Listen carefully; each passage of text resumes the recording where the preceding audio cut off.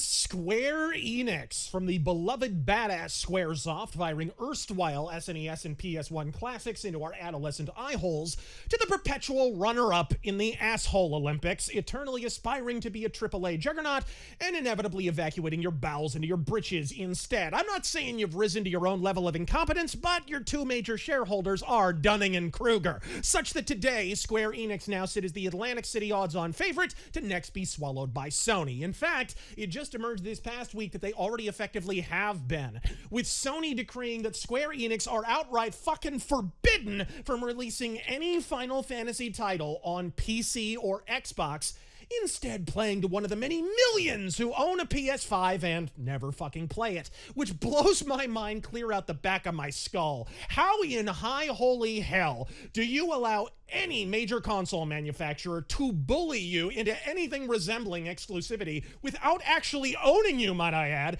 in a gaming market where the few remaining third-party companies hold a historical amount of leverage? Exactly. What did Sony pay for Polaroids of your CEO fucking his own wife for once? And yet they are somehow succeeding in spite of themselves. Nobody snatches defeat from the jaws of certain victory like the house that a Buster Sword built, and nothing distills this phenomenon to its bare-assed essence like Square Enix's ill-fated experiment with acquiring Western studios. Beginning in or around 2007, with Western gaming in its ascent and Japan spiraling into Animu's self-parody, someone with an IQ north of his inseam acquired an atom of a clue and recognized that to survive, let alone thrive in the aughts and beyond, playing to the shrinking Japanese market was something akin to seppuku, and so they raised the wreck of the USS Eidos and floated that fucker. In contravention of our every instinct and expectation, the first product pinched out by the newly acquired Eidos Montreal was Deus Ex Human Revolution, a critical and commercial success.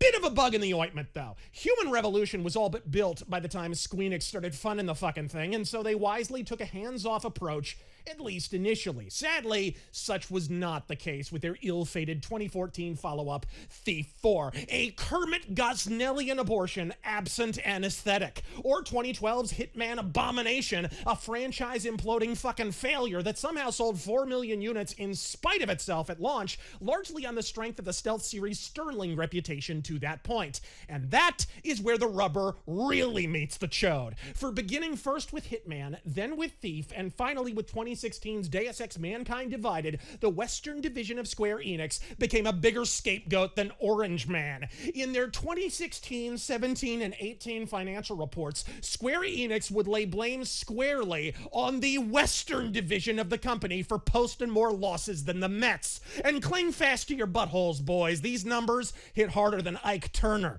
$14 million loss in 2016, $36 million loss in 2017, and a mere $27 million fired out the fucking airlock in 2018. These people were losing money like a Twitch thought with a C-section scar. And boy, if they didn't blame every bit of it on Eidos and company. This despite the fact that the underperformance of said sequels was very likely caused by Squeenix's own interference. We had people from Japan every week for 3 months. Developers? Ranging from dev guys, tests, QA guys, finance, HR, marketing. I think there wasn't one department that didn't come to see our studio. And not only our studio in Montreal, but obviously Crystal Dynamics and IO in Denmark.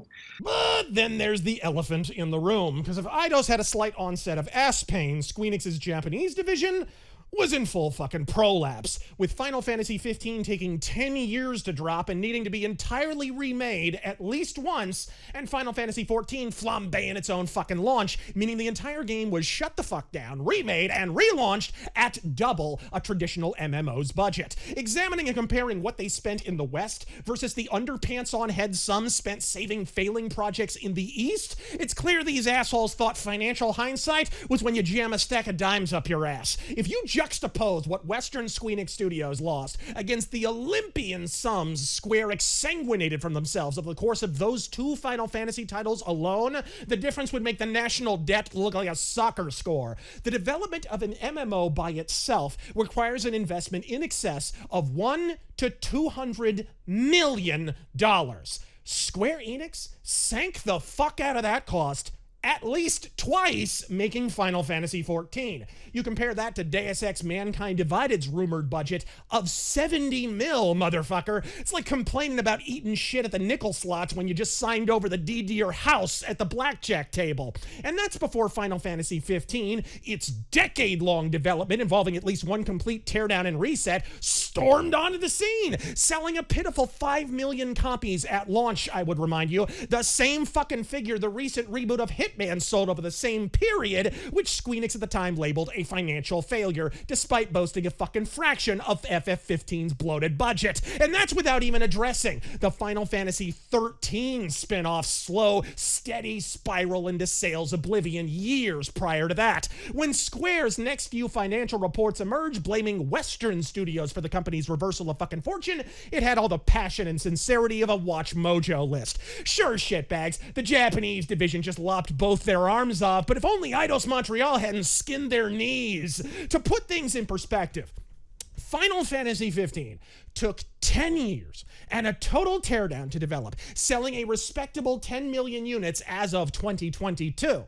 In the time it took for that one game to come the fuck out, Deus Ex Human Revolution and Mankind Divided were both released for a fraction 15's budget, selling a combined 12 million units as of 2022. Fierce fucking round eyes. But it's all Ramone under the bridge now. Squeenix turned Final Fantasy XIV into a profitable, even dominant endeavor, and one FF7 fan wank later, all was fucking forgiven, and Deus Ex Thief and what was left of Eidos Montreal were sold to the Embracer Group, where canonical sequels to each are presumably in development even as I spurg on camera. But beyond the question of why the public continues to reward these re-re's for shitting their pants and smearing it on every available surface, I actually have a more pertinent query no one appears to be asking. The last time Final Fantasy fucked the family dog, they had Human Revolution and Hitman to defray the cumbrous cost of their paint thinner swilling stupidity. So, what happens?